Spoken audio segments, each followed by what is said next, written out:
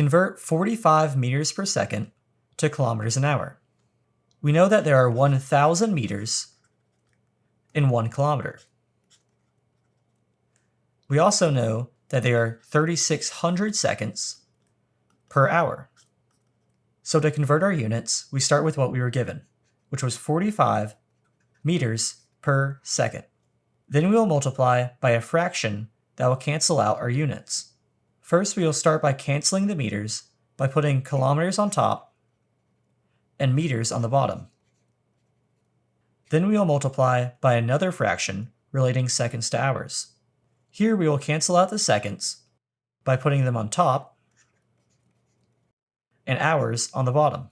Solving this equation, we get that the meters cancel out and leave us with kilometers, and the seconds cancel and leave us with hours. And this tells us that 45 meters per second is equal to 162 kilometers per hour.